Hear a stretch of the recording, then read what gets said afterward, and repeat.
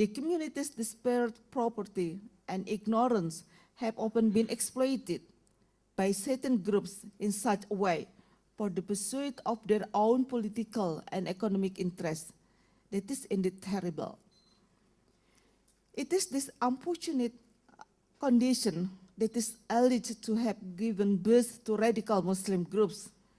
The advent of radical Muslim is much influenced by a wide variety of factors, among others, by the value of the government to advance the welfare of the society, especially in the development of public services such as education and health.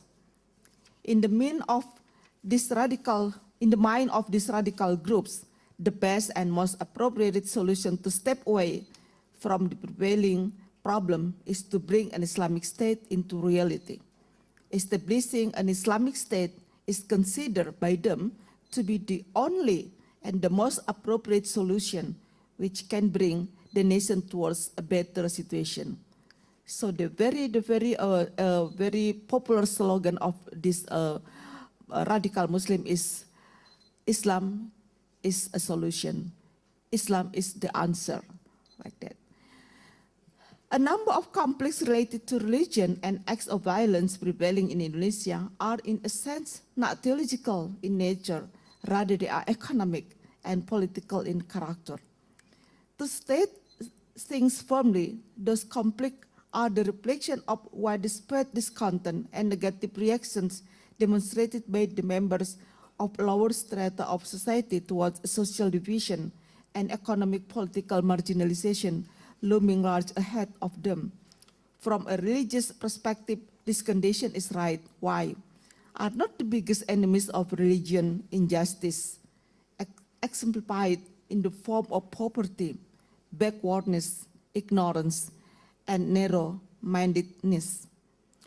I think all religions are descended to the earth with the primary aim of providing solutions to various humanitarian problems. Those religious foes and enemies shall be terminated so as not to bring about disasters of greater magnitude and multitude in the life of society. Poverty and ignorance, illiteracy I mean, have made it easier to bring the less fortunate and underprivileged members of society to keep away from religion. The community's poverty and ignorance incline people to be easy prey for certain groups from which they will take great advantage. Religious communities are always exploited in such a way that they may fight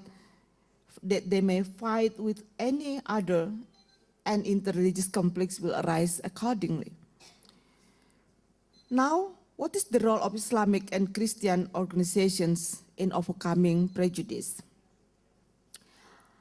I believe that every religion, no matter which is, has four dimensions: spiritual, ritual, social, and humanist dimensions. Concerning the first dimension, spirituality is the relationship between an individual and God. Spirituality is also very private and cannot be interfered with by others. The ritual dimension usually has two aspects. First, the relationship between the individual and God, and at the same time, secondly, it is to develop a refined personality through noble acts. So there are worldly and spiritual elements.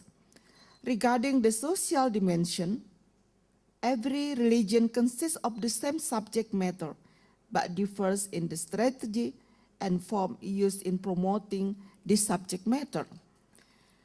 All religions desire a peaceful, safe, prosperous, and equitable society.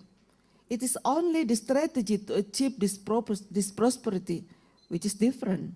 So, between spirituality and rituals, a healthy and synergetic social element must be forged. This is like a pyramid structure. If healthy and synergetic social relations are not established, what we have is a pyramid turned on its head. All religions are almost the same with regards to human issues, such as peace, justice, honesty, compassion, etc. An interesting phenomenon in Indonesia from both Christian and Muslim religious communities is the presence of progressive or reformist groups. The groups came from the Islamic and Christian organizations such as PGI, the Indonesian National Council of Churches, KWI, the Catholic Council of Bishops. From Islamic side, we have NU, Nahdlatul Ulama, and Muhammadiyah, the two big Islamic organizations in Indonesia. Besides that, there are many religious Muslim and Christian NGOs which voice the importance of peace, democracy, and human rights on behalf of religions of a church. KWI, for example, NU. Besides that, there are also many religious Muslim and Christian NGOs which voice the importance of peace, and etc., etc.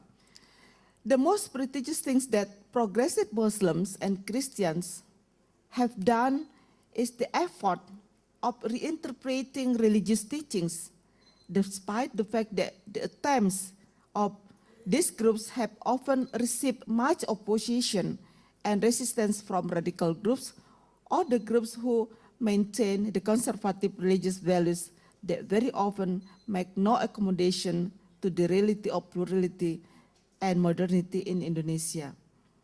In many cases, ICRP, my organization, Indonesian Conference on Religion and Peace, an association of religious leaders of all religions and beliefs in Indonesia, which is actively involved in promoting religions for peace, demands that the government eliminate all regulations and public policies which are discriminatory against minority groups and cause ignorance of the civil rights of the citizen.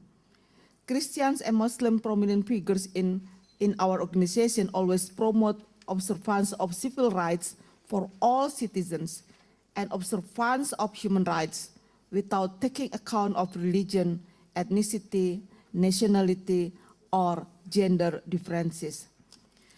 The endeavor to promote peace in the perspective of gender equality is put as the priority to be carried out by Indonesian Muslim and Christian women. They are, among others, associated in Islamic women organization and NGOs, such as Fatayat NU. I was the former of Fatayat NU for 20 years here. Fatayat NU is a wing Muslim women organization. It is a wing from Nahdlatul Ulama organization, like Muslimat Nahdlatul Ulama. These two women organization belong to Nahdlatul Ulama. Mitra Perempuan PGI, Rahima, Puan Amal Hayati, and Nasyiatul Aisyah. Nasyiatul Aisyah is the wing women organization from Muhammadiyah. This organization actively carried out training and advocacy for people, especially for women. This institution also trained their cadres to develop women activities and thinkers who are progressive, inclusive, and highlighted.